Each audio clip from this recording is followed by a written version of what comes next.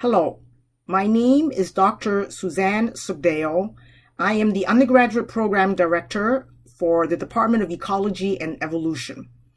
This also happens to be the major in Ecology and Evolution and Natural Resources within the School of Environmental and Biological Science.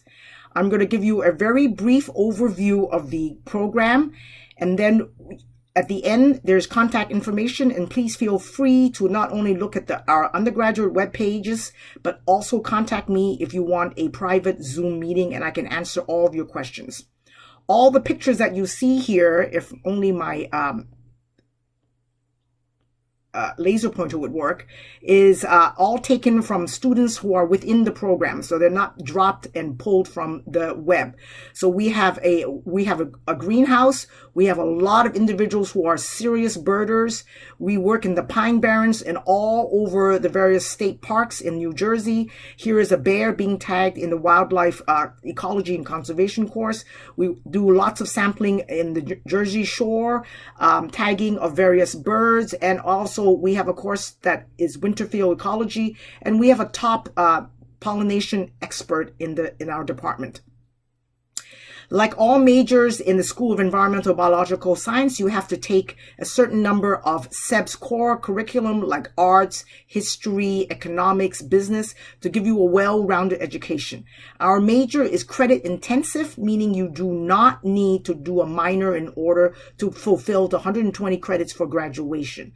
But many of our students do various minors in various languages, or in entomology, or in animal science, or marine biology, or environmental science. These are the very popular minors along with languages. And also we have several certificate programs, which I will talk about later. But all this can easily be done if you're organized in 4 years. The core requirements for this major is basically similar. Not the SEBS core, this is our science core for the major. It's similar to much of the other science cores at SEBS majors. You need to have XPOS, you need to have a year of general biology and lab, you need to have 1 semester of calculus, but we only require 1 semester of chemistry and lab and 1 semester of lab and physics and lab. Like all the other majors at SEBS, we require experience-based education, which is really hands-on research. So you can see that there are many, from these pictures, that many of these students are doing a lot of hands-on work. And that is one of the big requirements of our major. Here they're looking at counting and assessing plants. This is a course in parasite ecology. This is my husband. He takes them on field trips all over, and he collects, like this is a field trip to the to the Jersey Shore, and they go out there, collect, and they bring it back to the lab, and they look for parasites. There's a big group of fish people. There are huge, like I said, number of birders, and there are people who are very, very interested in plants. This is the undergraduate webpage. Please feel free to do a deep dive search on it. Everything is open. There's no login. You can look at every single course. We teach about 60 courses throughout the fall and spring and summer semester. All the syllabus are available. You can look at all the various annotations and all the student comments, and also where some of the alumni are currently. So this is a very, very broad major, so there's not one path in order to graduation, because we allow people to either be very interested in plants, very interested in animals, or very broad plant and animal education. And we have groups of courses under ecology, evolution, and natural resources. But all the students have to take these 9 required courses here. Topics in ecology and evolution and natural resource, principles of natural resource management and lab. You will notice that half of our courses have labs because we're very, very hands-on. They're either labs inside and outside on campus or in field trips. Fundamentals of evolution and lab, principles of ecology and lab, analytical methods in ecology and evolution and natural resources. This is our own stats course. We found that the stats course given by the Rutgers School of Arts and Science is not relevant to us, so we've made our own stats course. We also have one of the few departments right now that currently have a mathematical modeling course, because ecological and evolutionary data is huge data sets right now that require students to be proficient in understanding and making models. And then we have a senior capstone. You can see this is one of those courses called field techniques, where you meet throughout the spring, but then you camp for 2 weeks after the semester ends. And you camp in a number of places, from the Pine Barrens to the shore to the woods in the northwest of New Jersey. Here, a student is taking a core sample of a tree in order to learn how to date a tree, age a tree. Like, as I said, we are very broad range, and then we ask that everybody take at least 2 courses in ecology, 2 courses in evolution, and 2 courses in natural resources that our faculty have decided to put their courses. So this is only a subsample of courses that are considered ecology: plant ecology, conservation ecology, urban ecology, dendrology, freshwater ecology. So you can see that there are many individuals that are sampling bats, not birds, bats, sampling soil in the wetlands, sampling in the pine barrens, and obviously the bee pollination.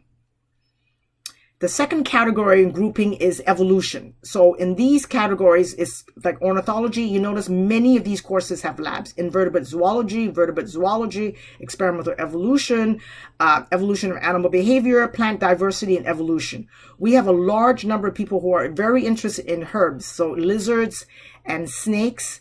We have an faculty who's doing virus evolution, and of course, like back to the greenhouse, there's a lot being done by plants, either plant conservation, plant quantification, and also the role of plants and what happens when you're growing them under different temperature conditions. The last category is natural resources and techniques. So these are really, really irrelevant for people who want to work in fish and wildlife or other conservancy group. Field techniques, this is the course where you camp for 2 weeks afterwards. Wildlife diseases, wildlife ecology and conservation.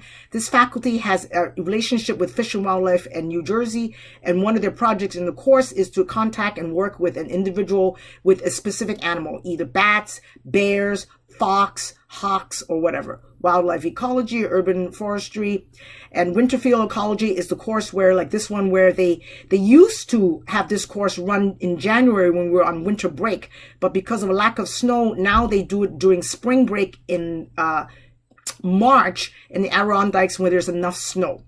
Now we're on to this fundamentals of environmental geomatics, advanced remote sensing. This is all part of the certificate that takes raw data from satellite and maps it. So then you can either tag individuals like animals and fish and map it, or you can do canopy cover, water resource changes, river changes, impermeable surfaces. So we have a large number of courses that are within our department. Some of them you'll see have been listed before, but some of them are not listed. So you have an option of taking, in addition to those 2 ecology, 2 evolution, and 2 natural resource courses, also taking a variety of 4 different ecology and evolution courses because you didn't get enough of what you wanted. So they vary from evolution of sex and gender in animals. Ooh, I said that twice. Animal physiological ecology, restoration ecology, soil organismal diversity. But a lot of our students also have outside interests. So we have a fair number of students who are also doing a minor in entomology because they really love insects, minor in marine biology, minor in animal science, and a minor in environmental science.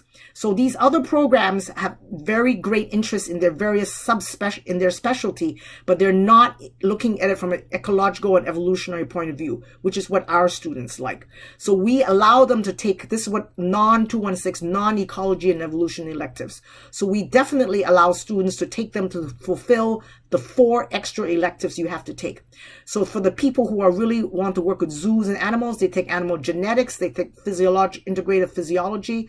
For all the students who are interested in entomology, they take world of insects, insect biology, aquatic entomology. For people who are interested in plants, they take ethnobiology, plant genetics. There are a large number of people who are interested in marine biology. Marine biology is a very large major, but they don't really tackle the evolution and ecological concept. So we have ichthyology here. We have people who are interested in environmental science but don't want to do environmental science. So we have soil and water, microbial ecology and diversity. Apiculture is part of the plant biology department. Toxicology, we have a lot of people who are doing marine conservation, plant nutrition, soil ecology, fungi and environment. And then of course we have the certificate individuals who are doing extra electives under advanced remote sensing, air photo interpretation, intermediate geomatics, spatial data visualization, and of course, our basic fundamentals course. Here we see, as I said, all the majors at SEBS really believe in hands-on experience, which we call it experience-based education. We only require 3 credits. Every major at SEBS has a different number of credits. So you can actually work with a particular faculty in our department and fulfill that credit. You can do a senior honors project, especially if you're interested in going to graduate school. And also there is externship, or the Student to Professional Internship Network called SPIN. So you can see that there are all kinds of opportunities to study in the Pine Barrens, on the shore, during the winter, and various parks and conservancy groups that we have all over New Jersey. Here we come to the certificate programs. You can absolutely finish these certificate programs within the 4 years, and you will have more than 120 credits. So we have a certificate in urban forestry that we are in the process in the department of getting a certification from the American Forester, because they desperately need forestry people right now. We have a certificate in environmental evolutionary medicine, which we share with the Department of Anthropology in the School of Arts and Science. And this is the big one, the certificate in environmental geomatics. The fish and wildlife people absolutely want us to have this degree if you want to be first on the list to get interviewed. So basically you're talking about mapping various impermeable surface, following the different changes in water levels before, after a storm, canopy cover, the use of various, for urban forestry, the use and value of having trees in parking lots, and all these for urban forestry.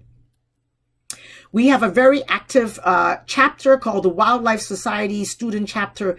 This is part of the Wildlife Society that runs throughout the entire United States, and at various universities they have a chapter.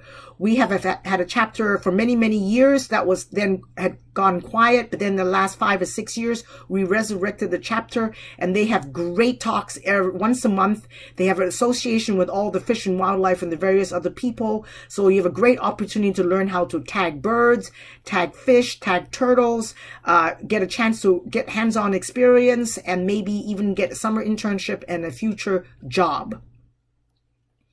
So I'm at the end now. This is our contact information. If you ever come on campus, this is our building. This is again the web page that I think you should definitely look at, and look at all the courses and the things that we offer. This is our chairman, and this is me, and this is my email address. Feel absolutely free to drop me a note.